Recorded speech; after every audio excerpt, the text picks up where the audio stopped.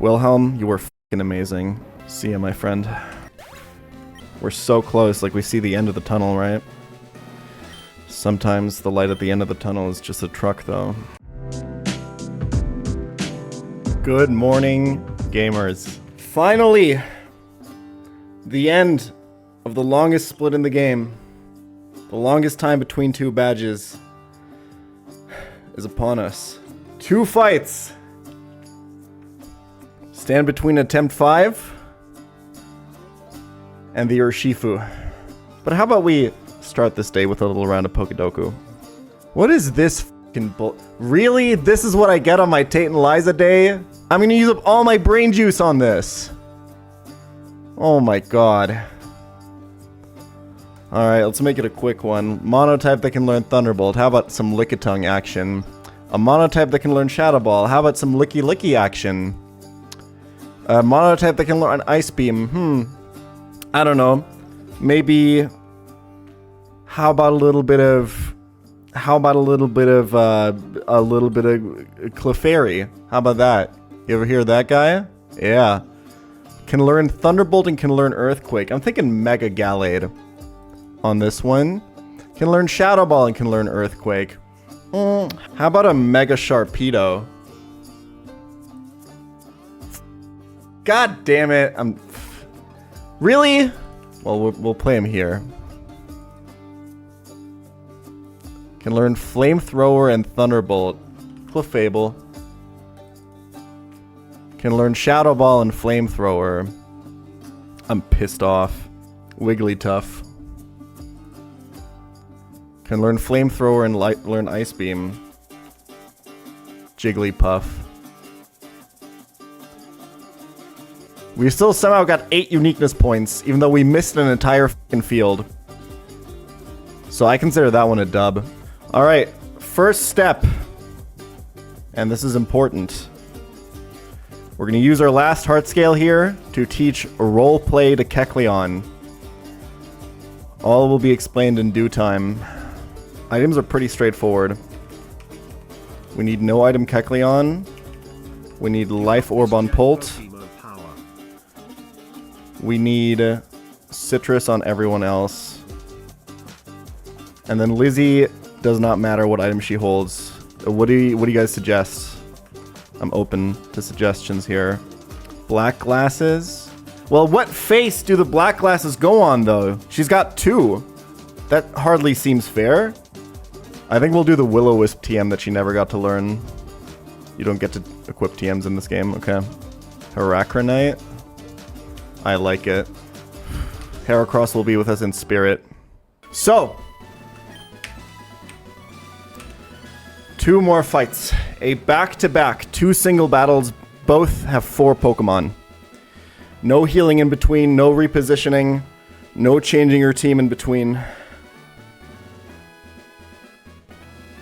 8v6. We're out of double battle hell. We've come so f***ing far. All the way through Tate and Liza split. Just think back how long ago we got that flying badge. Think back how long ago that Winona fight was. That was the last time we were in a gym fight. We made our way to Lily Cove. We fought Lily Cove Rival. We fought Pyre, the Gauntlet, Pyre Tag, Magma Hideout, Aqua Hideout. These fucking doubles. The Shoal Cave Heist. And all that brings us here. We're not just going to get a gym badge out of this, though. We need to set our sights a little bit higher. Our plans are measured in centuries, okay? Our goal here is not just to get a gym badge. But we're going to steal one more crucial thing from Tate and Liza.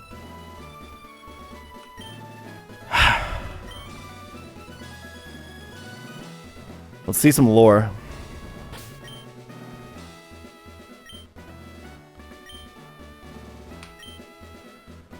No, I should control Hoopa. You're not worthy of Hoopa.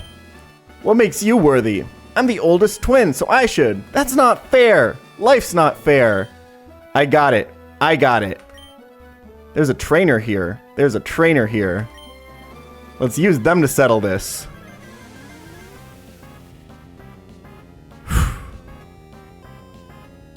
All right, first up is Tate. He's gonna lead with Focus Sash as Elf. So, this whole opening is extremely weird and awkward. This fight is a very specific puzzle for me to solve to get the second fight correctly. The goal is that on the Liza fight, I lead with Dragapult with 80% of its HP left exactly. Not 100, not 70, 80 exactly. That is the goal. I can't lead with Pult here though. This means we need to use Life Orb with Pult, and Pult technically can kill all 4 of Tate's Pokemon. But if I kill all 4, I take too much Life Orb recoil. So we needed to figure out a way to kill 2 of his Mons without using Pult, okay? The first thing we gotta do is blow up a bomb. Turn 1 Tate and Liza. It's a classic. Lizzie is the only Pokemon that can do this. This is important because Azelf currently sees a kill on Lizzie with Future Sight. It's regarded as a regular attacking move in this case. This means Azelf cannot Stealth Rocks this turn. The only way we can do this is to explode with Lizzie. Lizzie should have tried being a fucking Ursa Ring, man. What can I say? Future Sight pops off. We blow up. We proc Focus Sash.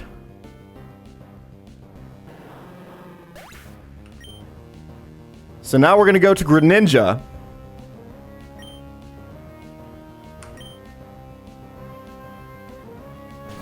But wait. It's turn 2. Azelf hasn't even attacked yet. There was a second bomb the entire time. Talk to him, Azelf!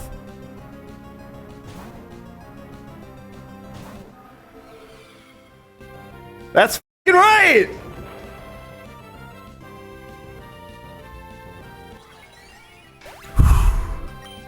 This will bring in Latios. Azelf was forced to explode there because it had less than 10% HP and didn't see any kills. We see Latios. Now we Phantom Force to dodge the incoming Future Sight, Latios' attack, and then we kill him, taking our first set of Life Orb recoil. After this is going to get complicated.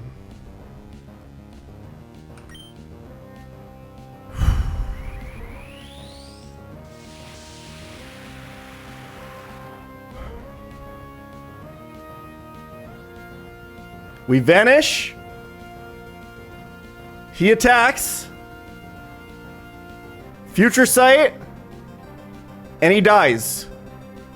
So here's the problem with this line, okay? I missed this yesterday. The way this line works out is that this baits Hoopa first, who we need to PP stall to pull off the heist, okay? The problem is that the other Pokemon is in the back, and it can switch if it runs out of PP. I spent all night yesterday writing out all the conditions for the switches and everything I need to do on each possible turn, and I am f***ing with you, this is obviously Zoroark.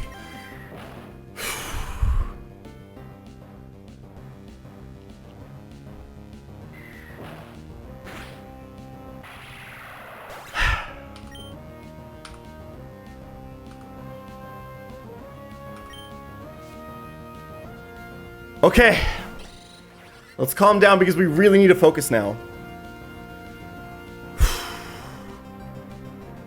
So, here's the situation. This Hoopa has leftovers. We need to steal them. It's really important. Because we can turn these leftovers at will into any choice item that we want at any point after this. Okay? To do this, we need to stall Hoopa out of PP completely. So, we need to do a lot of counting today. I'm going to have to focus up because we have to count all of this out by hand. So, we're looking at 8 hyperspace hold PP. Hold the hyperspace. I believe it is 15 Shadow Balls and 20 Aura Spheres. I believe that's correct. Okay. So, we're gonna stall out of... It's 15 Shadow Balls, 20 Aura Spheres. We're gonna stall out of Shadow Balls first, but we need to keep count of Aura Spheres while we do. Okay? This is always Shadow Ball. Let's calm down. My heart rate's pretty high. That's one Shadow Ball. I accidentally muted the emulator there.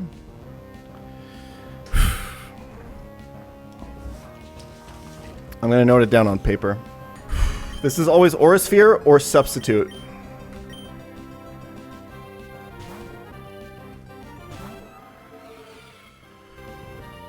Okay, one Substitute used.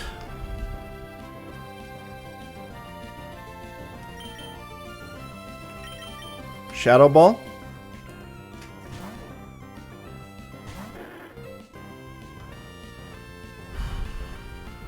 Aura Sphere.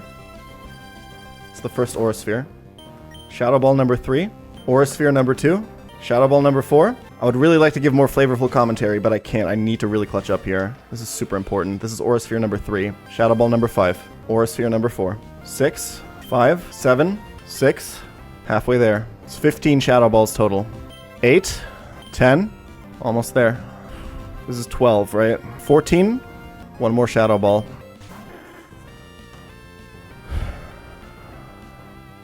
And this is Aura Sphere number 14. He has 6 Aura Spheres left. Okay. So now it'll start using Hyperspace Hole. Which it has 8 of because it's PP maxed. Let's hope we counted right. Okay.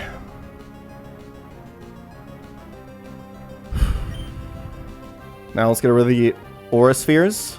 This is number 15. Burger King Foot Lettuce. 5 left. 2 Hyperspace Holes. Aura Sphere number 16. Hyperspace Hole 3. 17 Aura Spheres. The elusive 4th hole. It's the 4th Hyperspace Hole, guys. 1 more Aura Sphere. 2 more holes. Final Aura Sphere. Okay. That's 20. There's 1 Hyperspace Hole left after this. We can just click any move here. Just click Icy Wind or something. It doesn't matter. This should be the last Hyperspace Hole.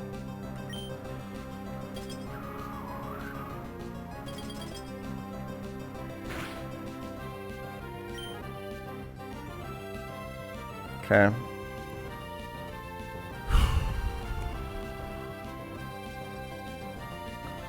So it should only have 9 substitute PP left now.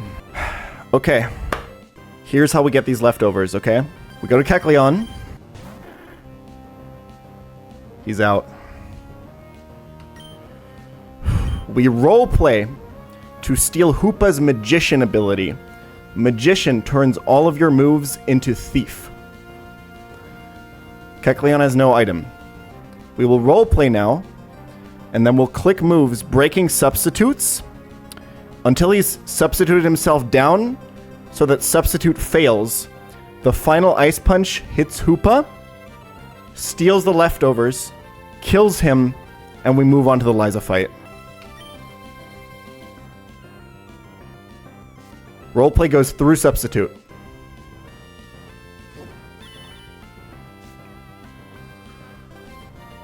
Again, these leftovers are insanely valuable because we can exchange them for choice items at any time.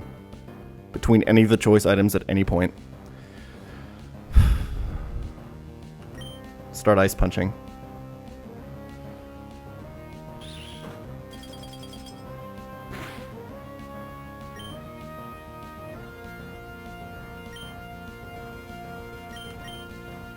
He should have enough substitute PP to do this. It doesn't steal if he has a substitute left. We have to hit him when substitute is down.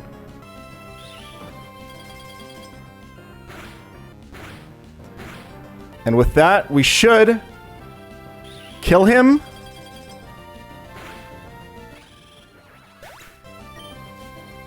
And obtain the leftovers!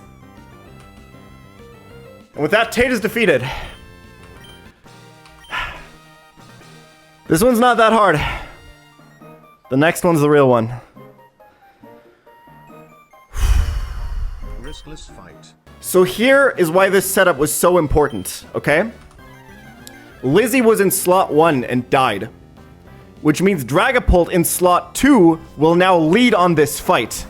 Which is what we were looking for. Dragapult is at 80% HP and will take one more life orb tick, killing this Tapu Lele. That specific exact HP range brings in Metagross and always gets Zen Headbutt, which is what we need to set up the next pivot chain. We need reliable Zen Headbutt from Metagross. And this is the only HP range that sets it up. The beautiful thing about the leftover steal is that we saved one life orb tick on Dragapult because it didn't kill Hoopa. Okay? So let's Phantom Force.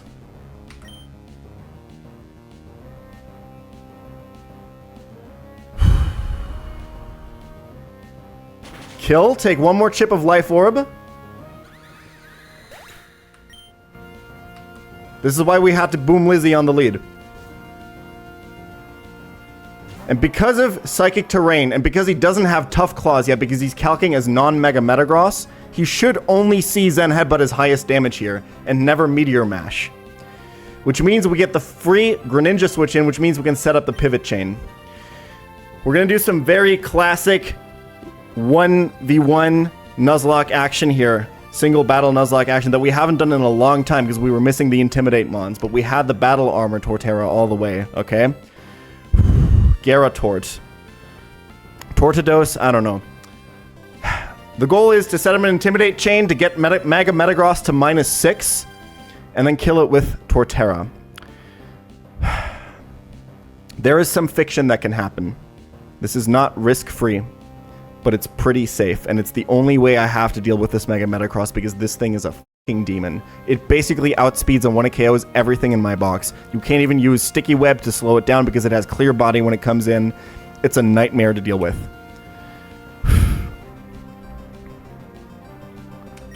So let's get this guaranteed Zen Headbutt.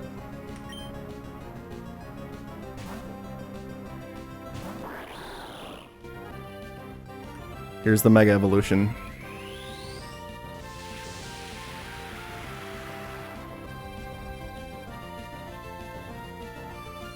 Okay, good. This is the position that we needed to beat this. So here's the fiction that can happen. We're about to pivot between Gyarados and Greninja to get this guy to -6 with Intimidates, okay? He will Earthquake on Greninja, and he will Zen Headbutt on Gyarados. The problem is that there are some overlapping rolls on Greninja between Meteor Mash and Earthquake. It's fine if it happens. It really, really can't crit. And it definitely also can't happen twice. It can also raise its attack with Meteor Mash. We have to get him to -6. -5 works, but it's way riskier.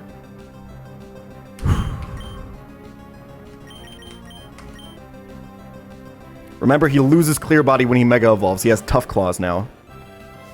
That's -1. Beautiful.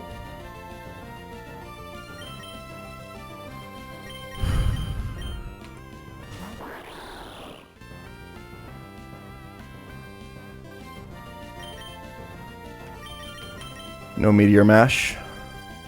Come on. -2.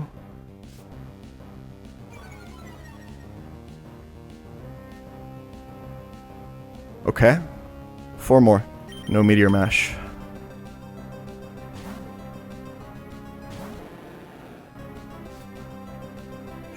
-3. Okay. It's a classic. This is a very old school strat. -4.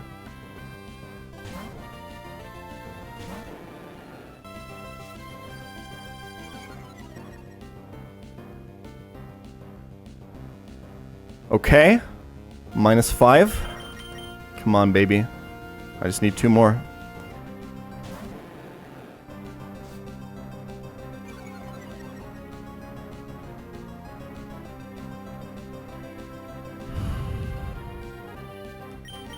One more.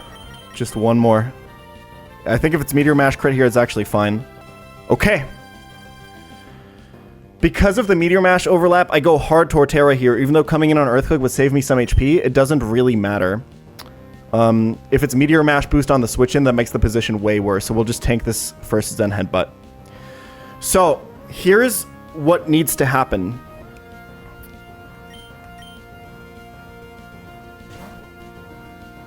Torterra's battle armor, so it can't get crit here.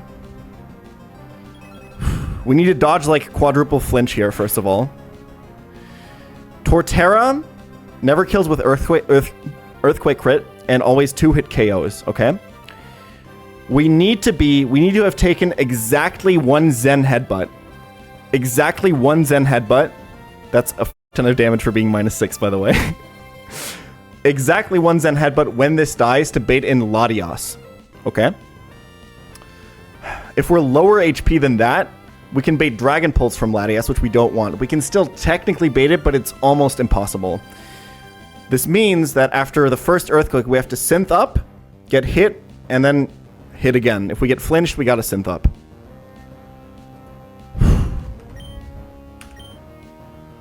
So let's synth here. Let's not see any flinches. Cool. First Earthquake.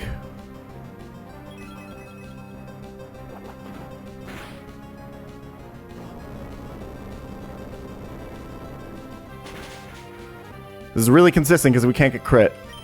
Synth up. Don't get flinched.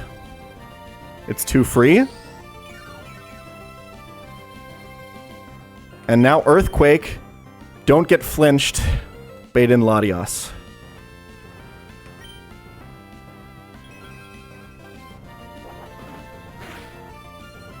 Beautiful.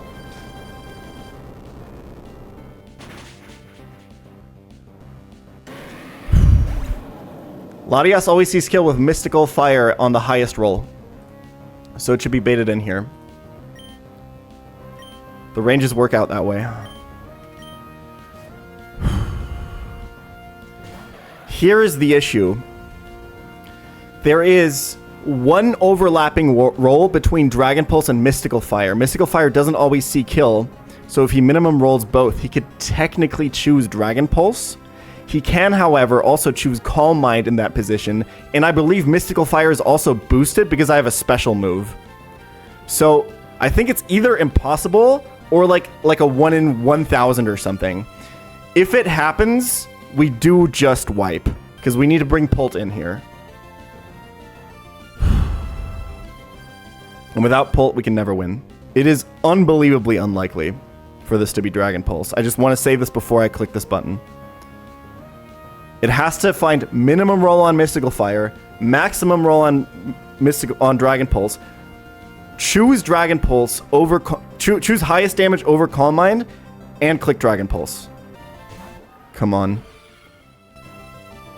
Okay! We're almost there! Just a little bit more. So we always outspeed and kill with Life Orb boosted Dragon Darts here. And we bring in the final demon. Focus Sash, Hoopa Unbound.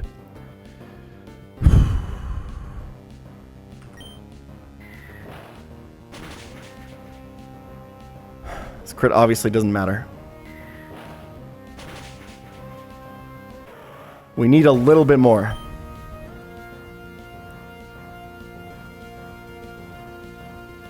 So. Hoopa has Zen Headbutt and Expanding Force for psychic moves. It's got Aura Sphere, and it's got the Dark-type move Hyperspace Fury. Hyperspace Fury always lowers his defense, and we need that defense drop to kill with Dragon Darts here. What's going to happen now is he has to use either one of his psychic moves or Hyperspace Fury, which means we're going to go to Greninja. If it's a psychic move, it's always Aura Sphere, so we go back to Pult, and we go back and forth until it's Hyperspace Fury on Greninja. Okay? Once it's Hyperspace Fury on Greninja, it'll do like 50 to 60, triggering our Citrus Berry, bringing us out of range for the second Hyperspace Fury. If it is crit Hyperspace Fury on Greninja, we have to sack something to regain the tempo. And that sack is probably going to be Gyarados, if I had to guess. So 1 in 16 to lose Gyarados here. We still win if it happens. This might take a while. We technically have to keep track of Aura Sphere PP.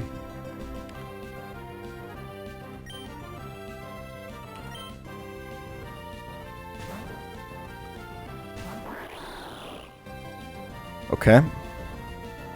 It's always Aura Sphere. We can go back to Pult. And try again.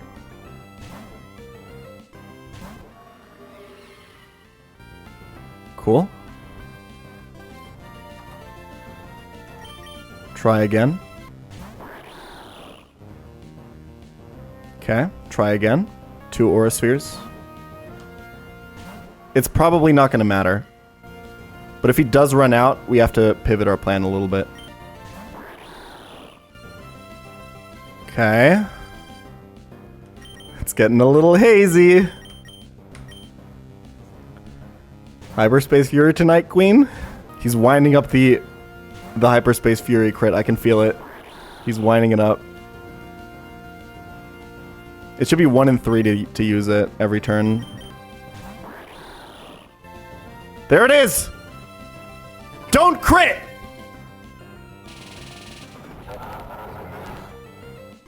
Okay!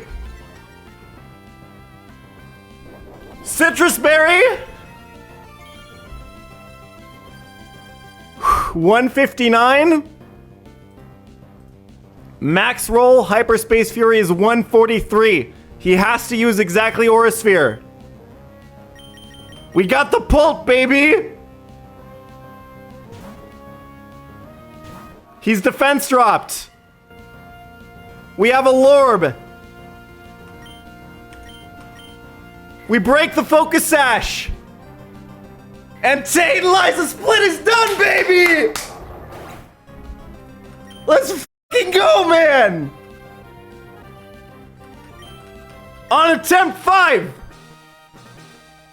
The longest, the hardest, most egregious split.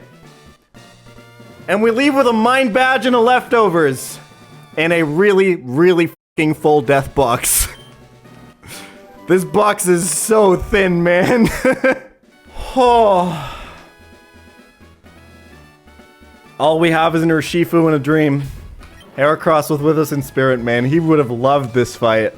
Dude, Heracross would have loved this fight. Alright. I believe Lizzie is our 30th death, and with that we have a full box 14.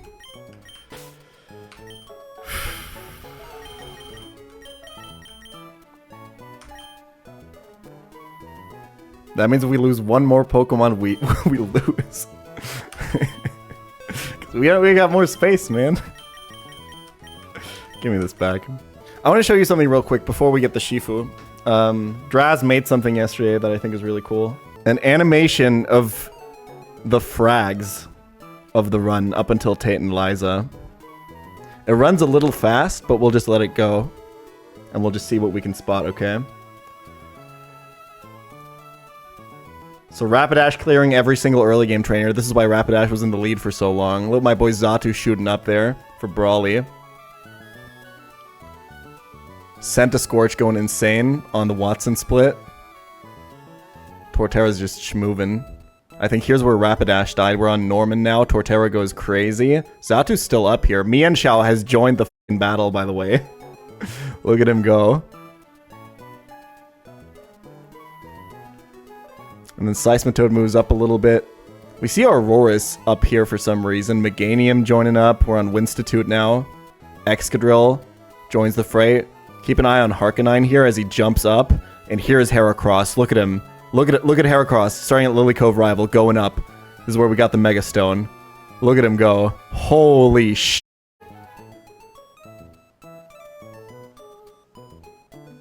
Still pumping, and this is where he died. Pult's sitting on 29 right now. Although he's probably in like the... How many did he take here? Like 4? Still below Rapidash. Let's talk about Urshifu. So we're gonna get a Cubfu here. And it's gonna be 50-50 whether it's going to be Single Strike or Rapid Strike. Okay? Single Strike is the dark one. Rapid Strike is the water one. So the saying that I always hear people say, man, I'm sorry, it's just dawning on me that I'm on attempt 5 and I'm about to pick up my Shifu. It all happened so fast, man. From what I've seen, both of these are easily the best Pokemon in the game, and it's not close. This is what helps you win the late game. We are officially in late game. Just to put things into perspective, in terms of trainer count, I believe we're 2/3 of the way through the game. We're in late game now. So both of these are incredible Pokemon, obviously. Insane, amazing, fantastic. Same base stats. It just changes the typing, right? And the signature move between Wicked Blow and Surging Strikes. And then I guess this one gets AJ and this one gets Sucker Punch. Okay. So from what I've been told, it's that Urshifu Rapid Strike is really good, is better for the rest of the trainers, the rest of the game, but Urshifu Single Strike is better for the Elite Four. That's just like the flippant saying that I've been hearing a lot. I don't know how true that is. But yeah. It's guaranteed to have 3 maxed out IVs. Urshifu plus 40 hours of planning or Urshifu minus 40 hours of planning. Yeah, I would, especially seeing how thin my box is, because you can only bring 6 to E4 anyway, we'll figure it out. Seeing how thin my box is, I think I would prefer to see Rapid Strike if it's true that this is just better for the upcoming trainers. Don't you have a bunch of encounters after Space Tag? Not really. Like, yeah, kinda. But you kind of want to save like all the fishing routes for the roamers, because they're not even that good. There's not that many encounters left. We don't have that much scaling left to do. Well, except with heart scales, which we do get a lot. But in terms of encounters, it's not that much left. Seafloor Cavern is a big one because we can get the Prim, but we can also miss really hard. Or if we manage to get a favorite type another way, we could get Room 8, which looks really, really, really strong. It depends. We shouldn't think about this yet. We still need to get past Space Tag and stuff like that. But more importantly, I think we should stop stalling and pick up this Cubfu and see how omega we get by these IVs and natures. This is him, right? I'm not gonna ask this game for shit. It's just about asserting the correct relationship between me and the fucking piece of software I'm looking at, okay? I'm the player. You are the game. You don't play me. Okay? I play with what you give me.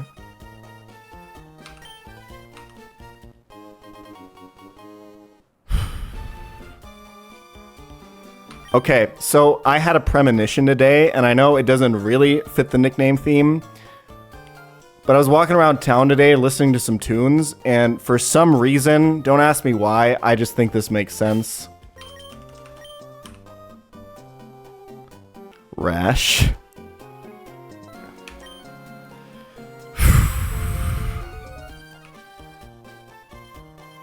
(15 attack, 31 speed.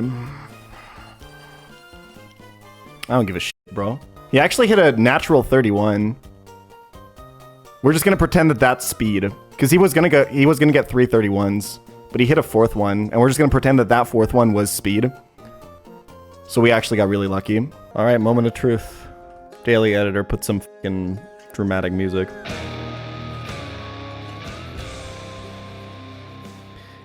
Both are good, but Rapid Strike, from what I've been told, makes the upcoming sections much easier.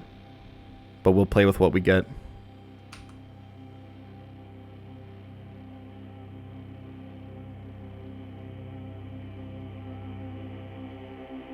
That's Rapid Strike. Okay!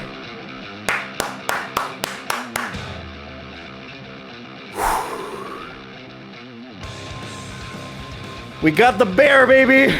Please don't fucking wipe to Space Tag, man. Please.